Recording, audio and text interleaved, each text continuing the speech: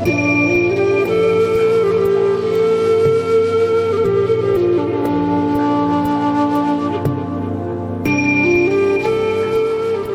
Anxiety Slayer podcast is brought to you by Betterhelp.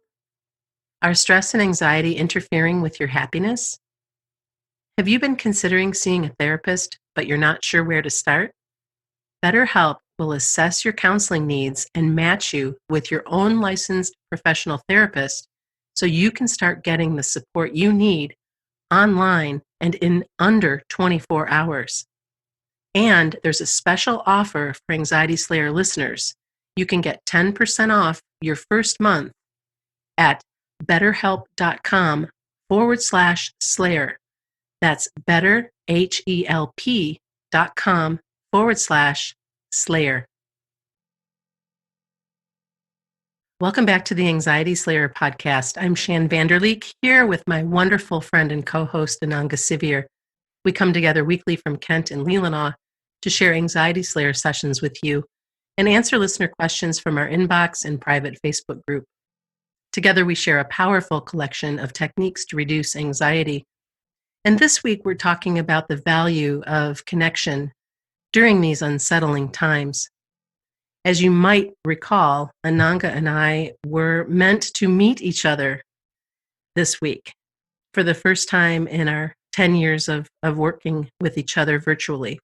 And while we're both incredibly sad and disappointed that we're not with each other right now, we are with each other right now, together in this virtual setting, doing our podcast like we've always done, maintaining our friendship, caring for each other, and knowing that at some point in the future, we will meet and I will be able to go to England and spend time with her. Welcome back, Ananga. Hey, Shan. Did I make you cry? You made me smile. Oh, good. That's much better than crying. When I woke up this morning, I was just like, oh my gosh, today is the day we'd be meeting in London. And yeah, anyway, it's all good. Here we are. And I think that this conversation is important today with so many people feeling isolated and even trapped and missing people that they love. For sure. And yet here we are. You're one of my favorite people on the planet. And I've never been able to give you a hug, but here we are. Yeah, same. And I was really thinking about our friendship this morning and, the irony that after 10 years we were going to be together in person, never been in the same room, in the same space physically, as some of our listeners know, some might not.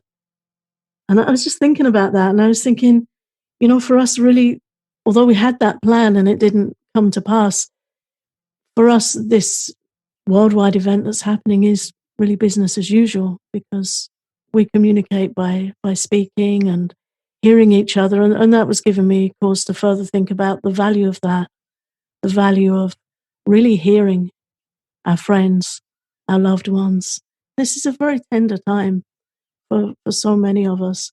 But I think that the way our relationship's grown through sharing, through hearing, through holding space for each other, taking an avid interest in each other, supporting each other, to me it's a sweet example of what these times can bring, that social distance doesn't have to mean social isolation. Oh, that's such a good point. I think, even over these last 3 weeks, it's been quite a challenging time for you and your daughter because you both became unwell. Yeah, we got quite sick. And you're still not feeling the way that you did before coming down with maybe COVID-19. Yeah, I would say quite likely, certainly for my daughter, the symptoms she had took quite a turn after 2 or 3 days of feeling unwell and feeling like she was coming down with something. One morning, things just took a definite turn. And then 2 days later, same thing happened for me. She had a cough and temperature, fever, and eventually breathlessness and weakness. So we do suspect that was the case, though it's not possible for us at this time to get tested to see if that was what either of us had, but whatever it was, we're still quite tired. I'm certainly a little breathless, grateful to be regaining strength, but it was something. Whatever it was quite a heavy experience. Yeah. But here we are. We're taking good care of ourselves, taking good care of each other, and what we've experienced, I don't think is cause for triggering or causing concern to our wonderful listeners.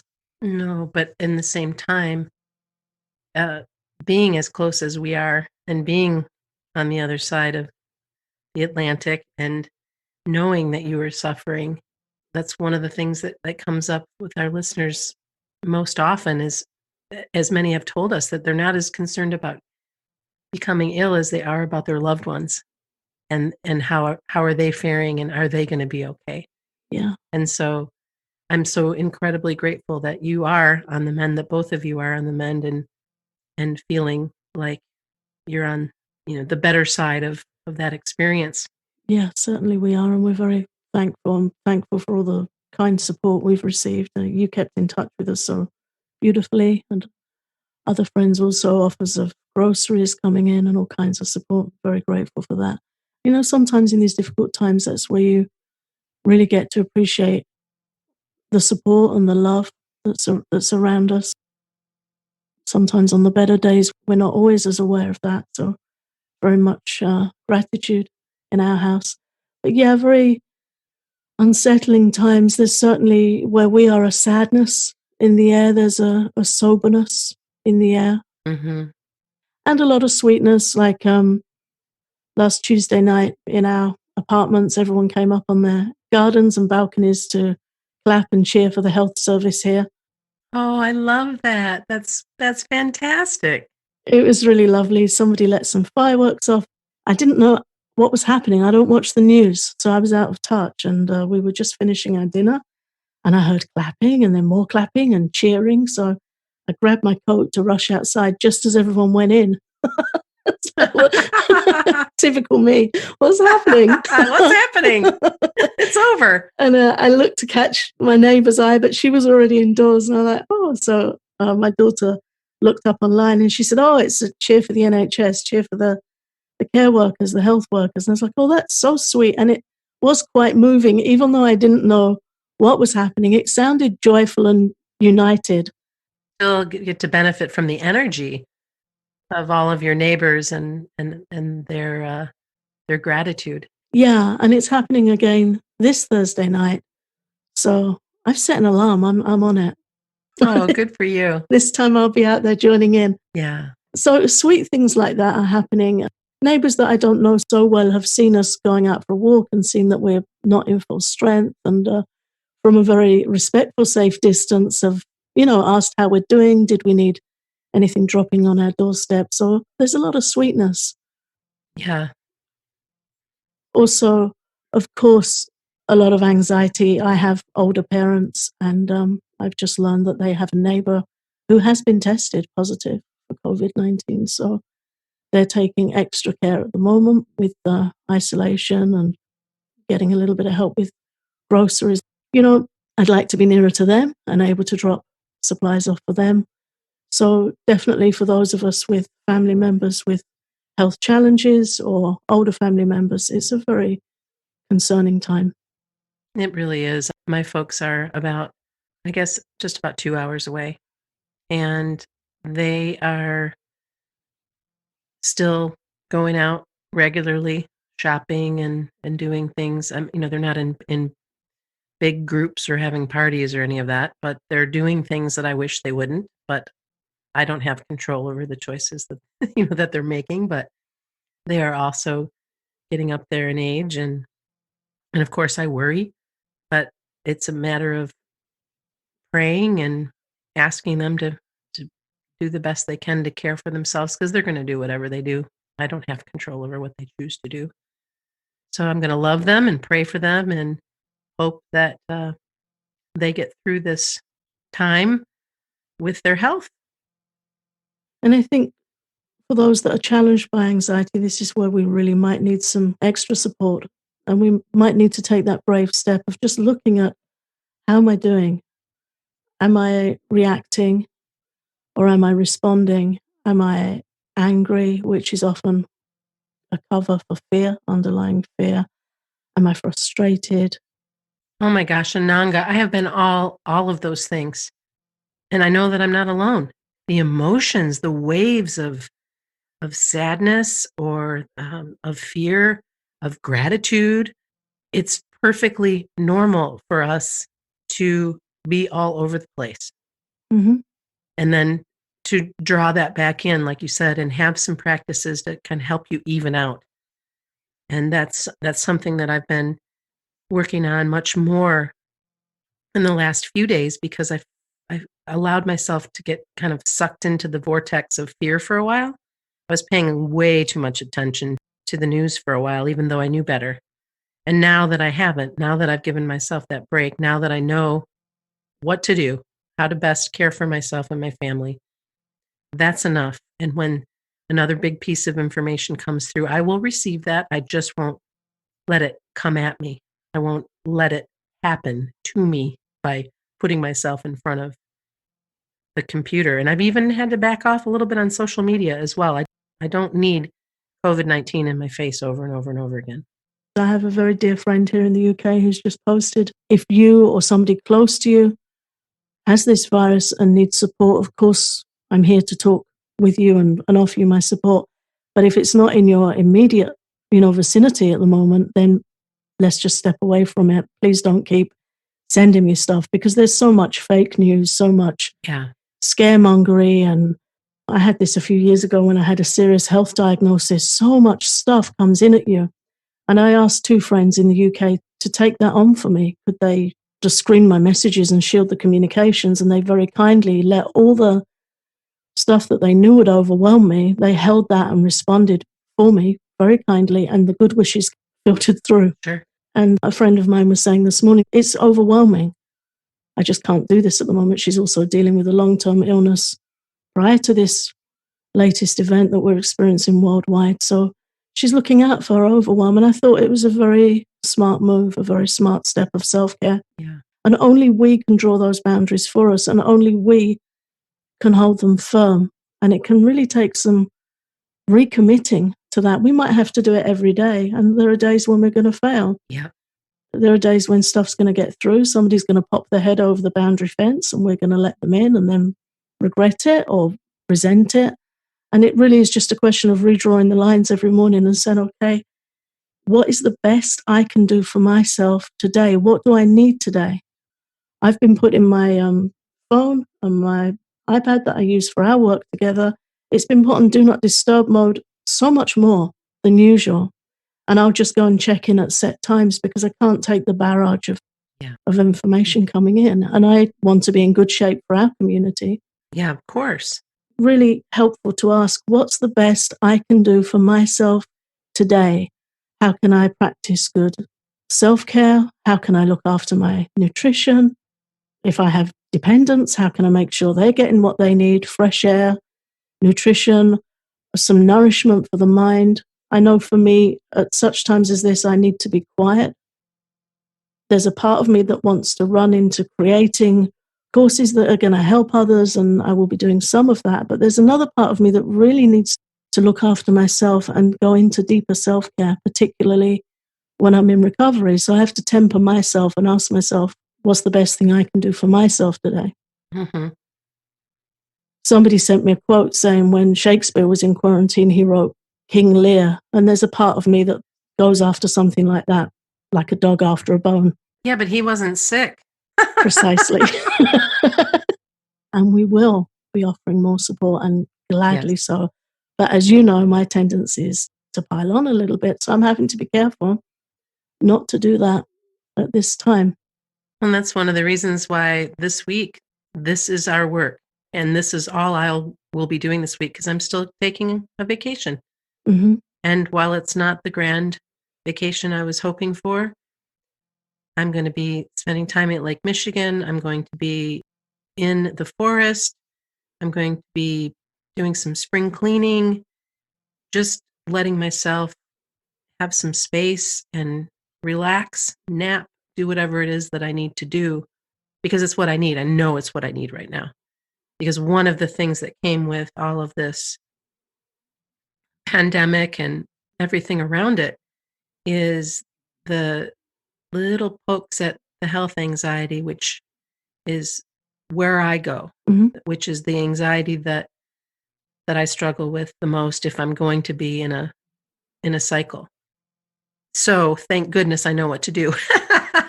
And thank goodness you've been available for me when it's like, oh my gosh, this is happening, and then, okay, I know what to do and I know how to care for myself. And sometimes you just need some extra help. And that's why we show up and do what we do. And even anxiety slayers need some extra support sometimes. And we'll talk more about this when we come back from our break. Today's Anxiety Slayer podcast is brought to you by Betterhelp. Are stress and anxiety interfering with your happiness and preventing you from living your best life? I can say that there have been a number of times in my life where I've needed extra support and wish I'd had an online option for counseling. BetterHelp will assess your needs and match you with your own licensed professional therapist. And to be clear, BetterHelp is not a crisis line. It's not self-help, but what it is professional counseling done securely online, and their service is available for clients worldwide. You'll get timely and thoughtful responses, plus you can schedule weekly video or phone sessions so you don't have to leave the comfort of your own home. It's more affordable than traditional in-person counseling, and financial aid is available. You can start living a happier life today. And there's a special offer for you just for Anxiety Slayer listeners. You can get 10% off your first month at betterhelp.com/slayer. That's betterhelp.com/slayer.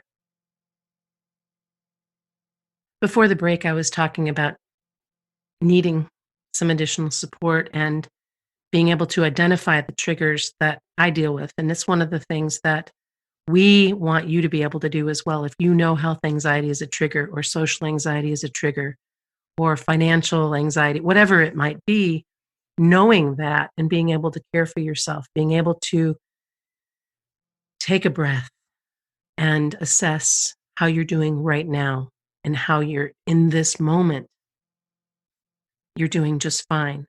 Or if you're not, that you can get additional support and that you do have the tools you need to care for yourself.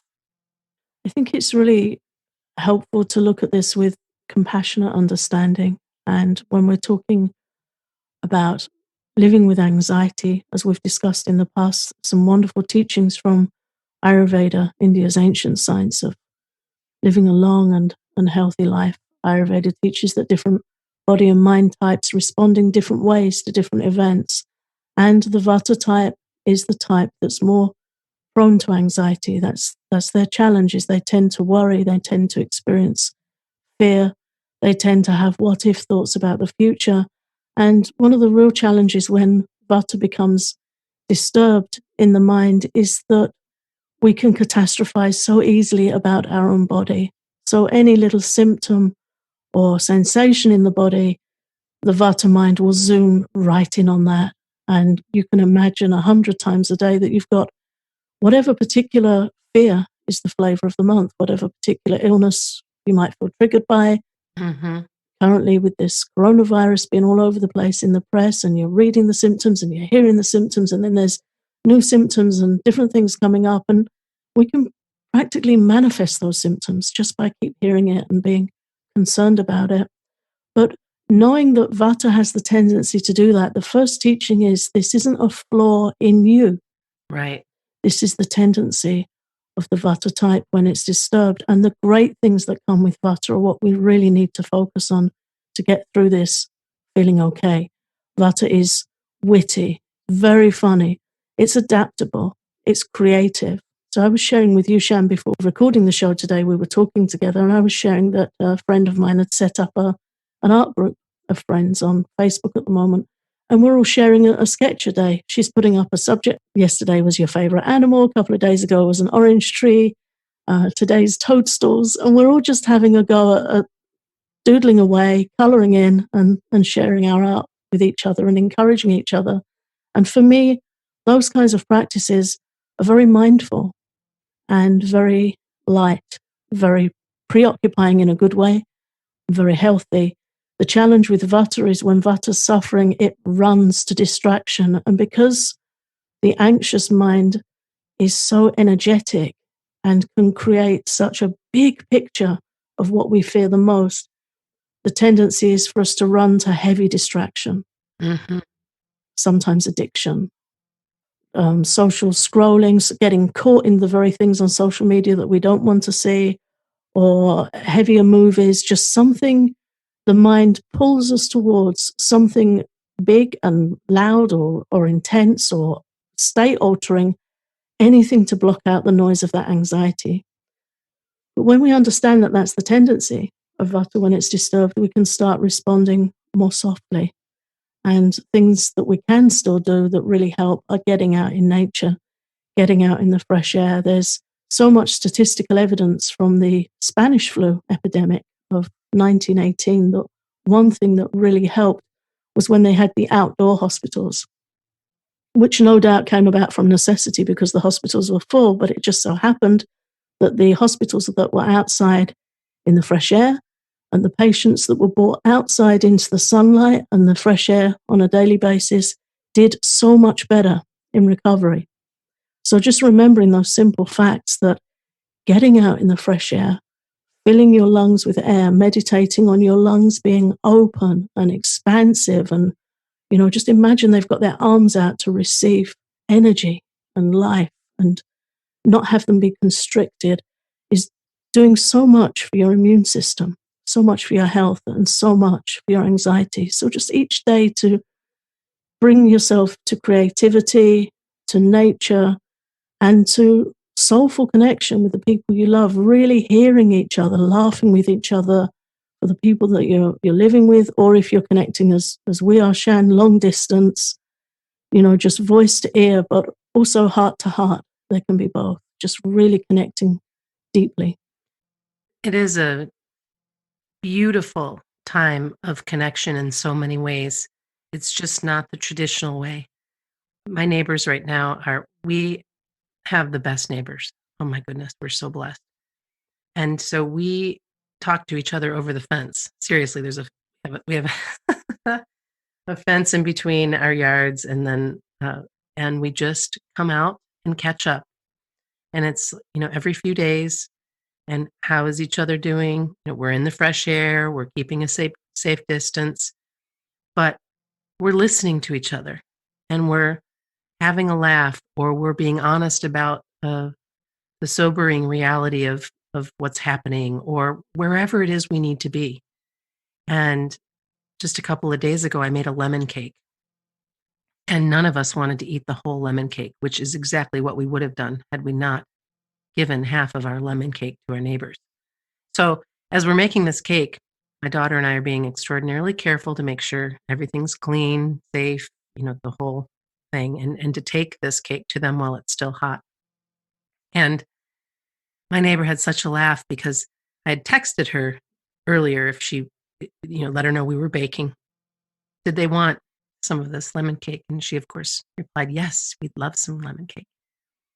And I marched over and put it on their porch, and then texted her that I had left the cake there so that she's got this warm cake, right? And she says, oh my gosh, I didn't know when it was coming. And I had just gotten out of the bath to find this lemon cake on my porch. Like, what could possibly be better than that? Those just little kindnesses, little sweet things that you can do. And her giving back, she's a professional sewer. She has been making masks and teaching others how to make masks and how to get involved to help our local hospitals and doctors and nurses. And anyway, that connection, that sweetness, the lemon cake, making the masks, your neighbors checking in on you to see how you're doing, us checking in on our parents, reaching out to friends maybe that we haven't talked to in a really long time to let them know we still think of them and love them and care for them, even though they're not in our lives every day. All of these things matter. Laughter matters. Oh my goodness. Please allow yourself to bring in some humor as much as you can. It has made such a big difference for me, and I know it will for you too. Laughter's medicine for sure. And when we're laughing, we're sending the right kind of chemicals around our blood, into our bloodstream to take good care of us. You can't laugh and be in flight or fight or freeze mode. Right. So definitely laughter has its place. Not that we're trying to be glib about what's happening. It is a sobering time. But these emotions can coexist.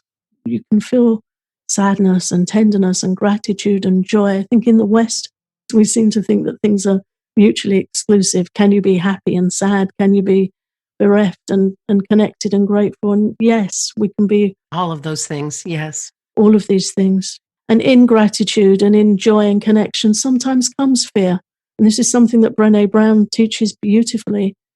And she will say, yes, there's fear. You may hug a loved one and think, oh gosh, I hope you stay safe. And, I don't know where this is going. And that's where fear comes in. But we can hear it and say, yes, it brings tenderness. But in this moment, we're okay. And I'm so grateful for this moment. Mm-hmm. Right here, right now. And again, Ayurveda teaches the only point of power we have is the present moment. None of us know what's going to happen anyway on any given day. None of us know what's going to happen. And this kind of international event, this worldwide phenomena that we're all experiencing at the moment, it heightens that, and it brings increased apprehension, increased uncertainty and tenderness. But we can practice responding to it rather than reacting to it. And that comes back to focusing on the fact that we can't change what's happening outside. We can't change, as you said, Shan, how others are responding to it and what they're doing, but we do have control over how we step into each day. Mm-hmm. We have control over what choices we're making. And if we can keep coming back to that, in this moment, I'm okay and I'm grateful. In this moment, what can I do to take care of myself? What can I do to help a neighbor? And we're always better when we can find some place of service. Service and self-care is what helps us keep grounded and in good humor. Oh, Nanga, I'm so glad that we came together for this conversation today. I have missed you. I have missed our conversations. I'm so grateful that you're feeling better and that we can continue sharing our stories, conversations, answering listener questions, doing whatever we can.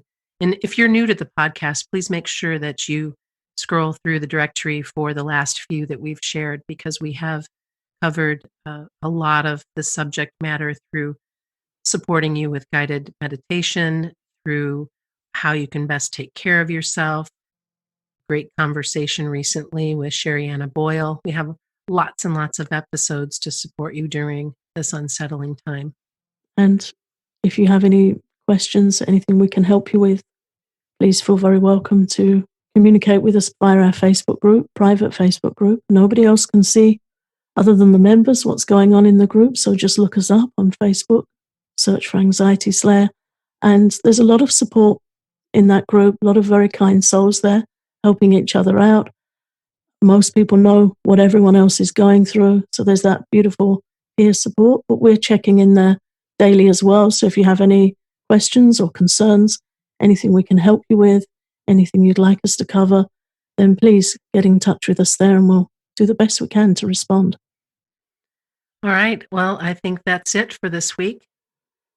Thanks again, and I look forward to coming together with you soon after my vacation. I'm out. Thank you, thank you, thank you, Ananga, and thank you to all of our listeners.